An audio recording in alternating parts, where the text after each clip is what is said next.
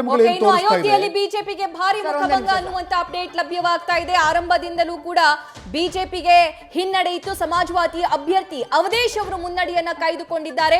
38,000 ಮತಗಳಿಂದ ಅವಧೇಶ್ ಅವರು ಮುನ್ನಡೆಯನ್ನ ಸಾಧಿಸ್ತಾ ಇದ್ದಾರೆ ಅನ್ನುವಂತ ಅಪ್ಡೇಟ್ಸ್ ಲಭ್ಯವಾಗ್ತಾ ಇದೆ. ಅಯೋಧ್ಯೆ ರಾಮ ಮಂದಿರ ಕೇವಲ ಭಾರತದಲ್ಲಿ ಮಾತ್ರವಲ್ಲ, ಇಡೀ ರಾಷ್ಟ್ರವ್ಯಾಪಿಯಾಗಿ ದೊಡ್ಡ ಕೇವಲ ಬೇರೆ ಬೇರೆ ದೇಶದಲ್ಲೂ ಕೂಡ ಬೇರೆ ಬೇರೆ ಮಟ್ಟದಲ್ಲೂ ಕೂಡ ಸಾಕಷ್ಟು ಸದ್ದು ಮಾಡಿದ್ದಂತಹ ಒಂದು ರಾಮ ಮಂದಿರ ಇಶ್ಯೂ ಇಲ್ಲಿ ವರ್ಕೌಟ್ ಆಗ್ಲಿಲ್ವಾ ಅನ್ನುವಂತಹ ಪ್ರಶ್ನೆ ಸಹಜವಾಗಿ ಈ ರಿಸಲ್ಟ್ ನಿಂದ ಮೂಡ್ತಾ ಇದೆ.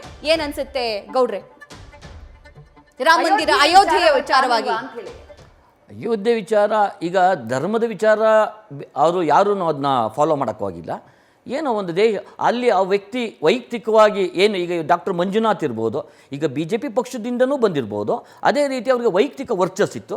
ಅದೇ ರೀತಿ ಅಯೋಧ್ಯೆಯಲ್ಲಿ ಅವ್ರಿಗೂ ಒಂದು ವೈಯಕ್ತಿಕ ವರ್ಚಸ್ ಇರ್ಬೋದು ಕಾಂಗ್ರೆಸ್ನಲ್ಲಿ. ರಾಮ ಮಂದಿರ ವರ್ಕೌಟ್ ಆಗಲಿಲ್ಲ. ಅಲ್ಲ, ರಾಮ ಮಂದಿರನ ಅವರು ವಸ್ತುವಾಗಿ ಏನು ಮಾಡ್ಕೊಂಡಿಲ್ಲ BJP. ರಾಮ ಮಂದಿರ ಏನು, ಒಂದು ಸೆಕೆಂಡ್, ರಾಮ ಮಂದಿರ ಅದು ಹೇಳಿದ್ದಾರೆ, ಬರೀ ನಾವು BJP ಅವರು ಮಾತ್ರ ಮಾಡಿದ್ದೀವಿ ರಾಮ ಮಂದಿರ ಅಂತಲ್ಲ, ಈ ದೇಶದ ಎಲ್ಲ ಪ್ರಜೆಗಳು ಸೇರಿ ಮಾಡಿರೋ ರಾಮ ಮಂದಿರ. ಕೇವಲ ಎಷ್ಟೋ ಸರಿ ಹೇಳಿದ್ದಾರೆ, ನರೇಂದ್ರ ಮೋದಿ ಅವರು ಹೇಳಿದರೆ BJPಗೆ ಸೇರಿದ್ದಲ್ಲ ರಾಮ ಮಂದಿರ, ಈ ದೇಶಕ್ಕೆ ಎಲ್ಲ ಹಿಂದೂಗಳಿಗೆ ಸೇರಿದ್ದ ರಾಮ ಮಂದಿರ.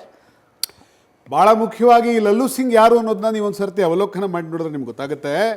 ಲಲ್ಲೂ Singh is the one who gave a statement saying that ನೀವು 400 ಸೀಟ್ ಕೊಡಿ, ನಾವು ಸಂವಿಧಾನ ಬದಲಾಯಿಸ್ತೀವಿ ಅಂತ ಹೇಳಿದ್ರಲ್ಲ.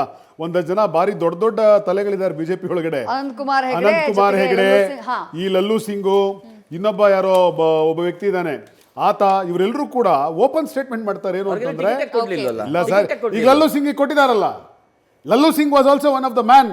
ಅರುಣ್ ಗೋವಿಲ್ ಈ ಮಾತು ಹೇಳಿದ್ರು, ಸಂವಿಧಾನ ಬದಲಾಯಿಸ್ತೀವಿ, ನಮಗೆ 2/3 ಮೆಜಾರಿಟಿ ಕೊಡಿ ಅಂತ. ಲಲ್ಲೂ ಸಿಂಗ್ ಈ ಮಾತು ಹೇಳಿದ್ರು, ಸಂವಿಧಾನ ಬದಲಾಯಿಸ್ತೀವಿ, ನಾವು 2/3 ಮೆಜಾರಿಟಿ ಕೊಡಿ ಅಂತ ಹೇಳಿ. ಯಾವ ಅಯೋಧ್ಯೆ ಅಲ್ಲಿ ರಾಮನ್ ಪ್ರತಿಷ್ಠಾಪನೆ ಮಾಡಿ ನಾವು BJP ತರ್ತೀವಿ ಅಂತ ಹೊರಟ್ರೋ, ಅದೇ ಲಲ್ಲೂ ಸಿಂಗ್ ಅಯೋಧ್ಯೆ ಸಂಸದ ಸ್ಥಾನಕ್ಕೆ ನಿಂತಾಗ ರಾಮ ಹೇಳ್ತಾ ಇದ್ದಾನೆ, ಮಗನೇ ನಾನು ನಿನ್ನನ್ನೇ ಬದಲಾಯಿಸ್ತೀನಿ, ಸಂವಿಧಾನ ಉಳಿಸ್ತೀನಿ ಅಂತ. ನಿಖಿಲ್ ಸರ್, ಲಾಸ್ಟ್ ರಿಯಾಕ್ಷನ್ ಬೇಕು. ಗ್ಯಾರಂಟಿಗೆ ಸಂಬಂಧಪಟ್ಟ ಹಾಗೆ ಟಕ್ ಅಂತ ಹಣ ಹಾಕ್ತೀವಿ ಪ್ರತಿ ತಿಂಗಳು ಬಡ ಹೆಣ್ಣು ಮಕ್ಕಳಿಗೆ 8,500 ವರ್ಷಕ್ಕೆ 1 ಲಕ್ಷ. ರಾಜ್ಯದಲ್ಲೂ ಕೂಡ ಗ್ಯಾರಂಟಿಯನ್ನ ಜಾರಿ ಮಾಡಿ ಆ ಟ್ರಸ್ಟ್ ಅನ್ನ ನೀವು ಕ್ರಿಯೇಟ್ ಮಾಡಿದ್ರಿ. ಈ ಚುನಾವಣೆ, ಈ ರಿಸಲ್ಟ್ ಗ್ಯಾರಂಟಿ ನಿಮ್ ಕೈ ಹಿಡಿದಿದ್ಯೋ ಇಲ್ವೋ ಸರ್? ಗ್ಯಾರಂಟಿ ಖಂಡಿತವಾಗಿಯೂ ನಮ್ಮ ಕೈ ಹಿಡಿದಿದೆ, ಖಂಡಿತವಾಗಿಯೂ ಕೈ ಹಿಡಿದಿದೆ.